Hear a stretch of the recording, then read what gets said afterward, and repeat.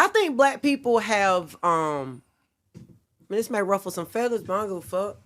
I feel like black people have revolutionized poverty and made it look so fucking cool that people think we like it. Nah, I ain't gonna lie.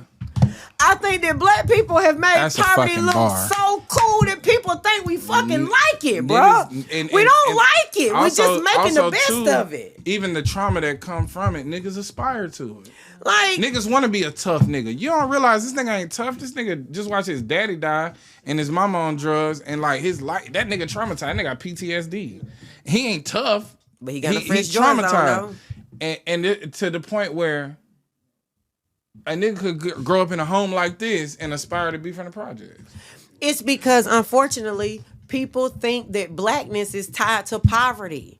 They think that the black experience is being poor. That's why when you have others who equate poverty to being black. Oh, I don't have any privilege. I grew up poor. Why the fuck do you think because you've been broke that you know what it feels like to be black? No, you don't. You've just been poor. Well, I think that those people that say they're just liars.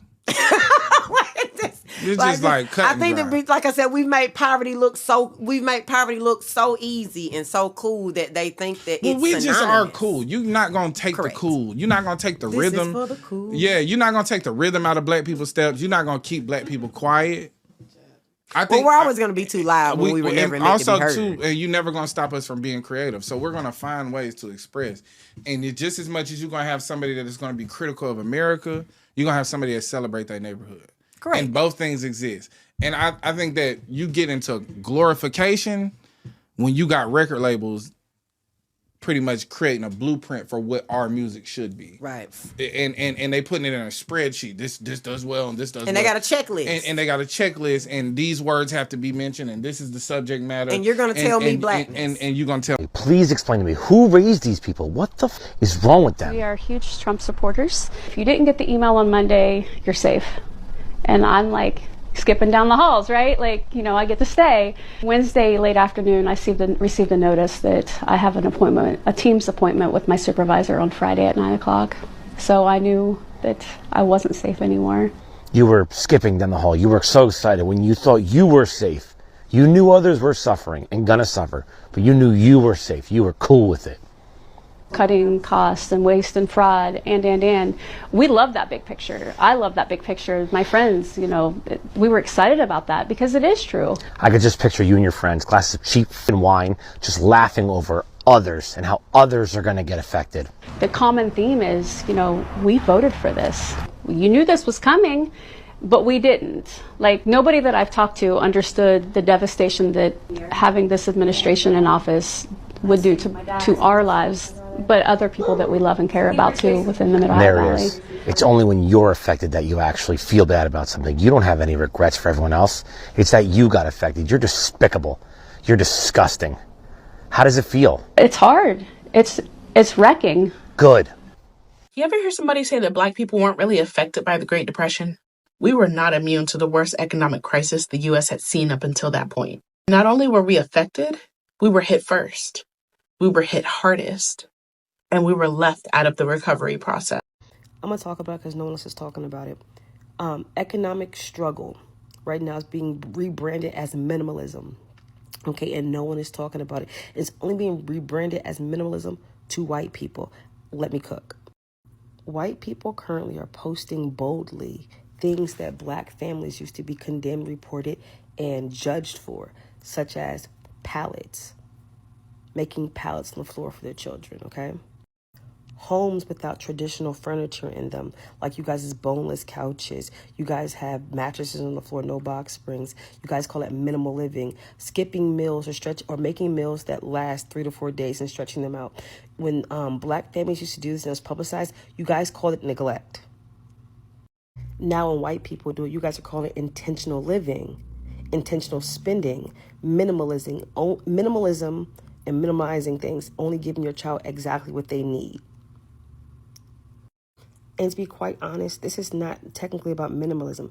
It's about who gets the benefit of the doubt to be called resourceful versus unfit. Okay? It's about poverty becoming a trend now that it's at your front door and it's affecting you. And to be quite honest, the economy is squeezing everybody. Okay, but black people don't get to pick and choose what's aesthetic and what's not. White people have been able to. And it's unfair because the exact same things you condemn black people for, white people have now made it trendy. Okay, I have watched people say they don't feed their children breakfast, they give them a glass of milk because you know what, they technically don't need it. But if a black person said they didn't have enough eggs for everybody and they gave one child a piece of bread or toast and jelly, not a full bowl of cereal, y'all would say that child's starving. Y'all would have so many negative things to say. But a white person do it and they're conscious of their child's diet and their habits. It's not fair. Black people have been making do, stretching budgets, improvising on the whim since the beginning of time, generation after generation after generation, since they've been giving us motherfucking rotten meat to eat. It is unfair that poverty has now become a trend and that you guys can capitalize off of other people's struggles.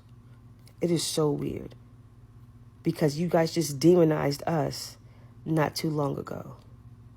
But no one's going to talk about that.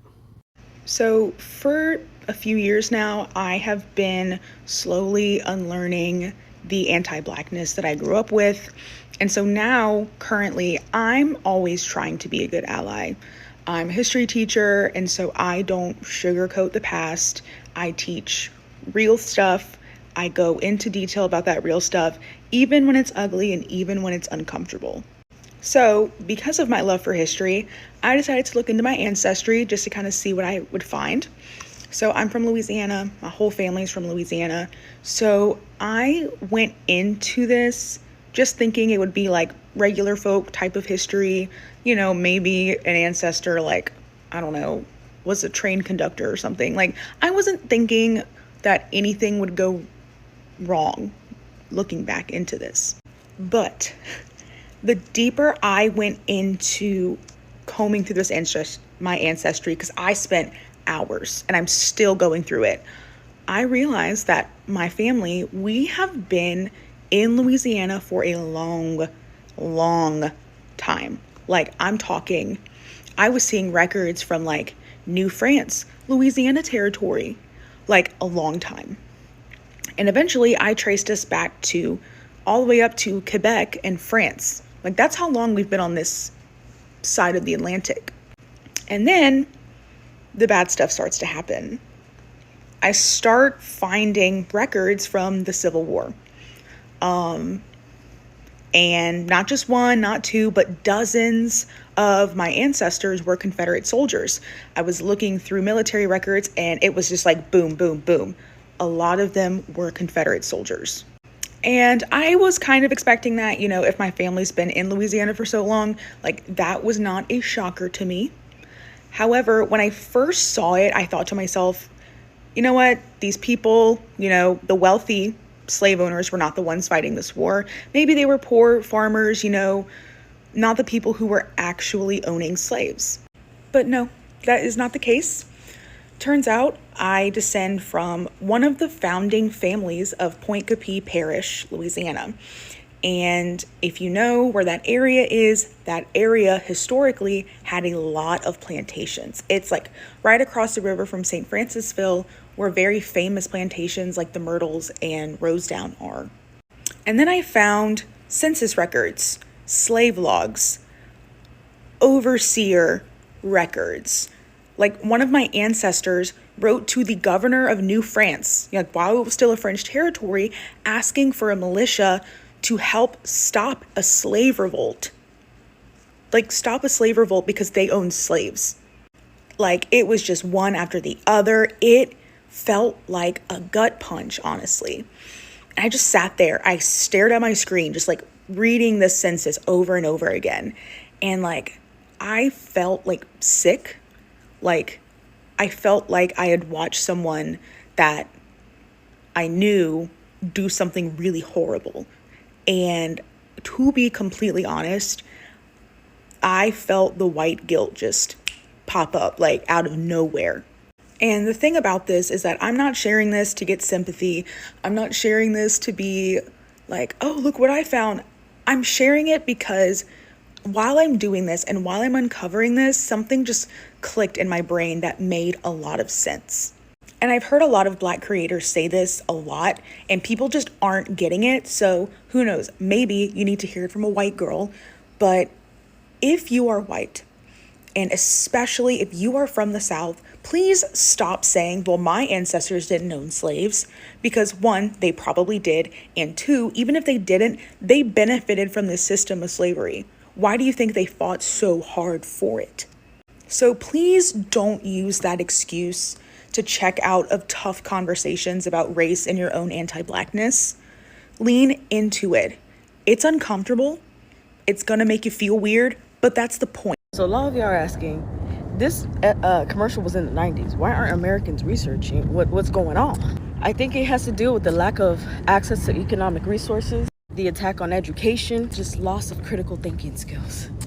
I don't want to be making excuses for people, but I truly believe all these three things combined cause you to be disillusioned by America in general. But if you could look at TikTok comments in general, when people see the answer on the screen itself, they still ask the same exact damn question, even though they can research. And every time we mistake Africa as a country and not a continent, that is not on purpose. It has to deal with education. They did that on purpose. Because when they would refer to Africa here, I never knew there was even countries there. For a long time, actually. Up until I got to, I think like 10th grade is finally when we started kind of going over world history. Even then, they hid the truth from us. So a lot of it has to do with you taking it upon yourself to do that, to do the research. And most Americans are doing that because guess what? They are now bombarded with other problems.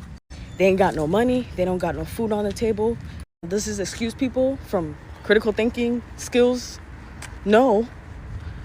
But when you grew up with the lack of it and not taught to critical think, not taught to question, you end up here. America's a third world country with a Gucci belt. That's all it is. Hi guys, welcome back to my YouTube channel. If this is your first time, welcome. Please subscribe to my channel, leave your comments on the comment section, share my videos. So today, the white folks thinks poverty is only for black folks. That's really funny, man, because poverty is not just by race, it's for everybody. If you don't work hard, you're gonna be poor. If you don't do what you're supposed to do, you are going to be poor. It is not only meant for the black folks. We weren't born and poverty was written on our forehead. No. Today around the world, you see billionaires. They have black billionaires like Tyler Perry. They have, like, from my country, the Dangotes. We have black billionaires, just as we have white billionaires. So this is just an example that poverty is not meant for any race. It wasn't created for any race. So guys, if you don't work hard, I'm talking to my white folks now, if you guys don't work hard, you are going to be extremely poor. You're going to live in abject poverty. And my black brothers too and sisters, if you guys don't work hard, you're going to be poor. So some white folks in some of the clips that you guys are going to watch came out and was like, oh, they thought the white folks, that they thought poverty came together with the black folks during the slave trade, that they were so poor, and then their forefathers were their masters, and some of their forefathers had plantations, so they were really rich. So from the beginning, poverty started with the black folks. Are you guys kidding me right now? Do you guys really know what you are talking about? And one of them was like, oh, my great grandfather was a conductor. He was a conductor and you are happy? Anyways, if he was a conductor and he was helping the black folks then during slave trade, then that's good. But if it was something else, my dear, you shouldn't come out and just hit your chest and say, oh, so because he was a conductor, he was rich.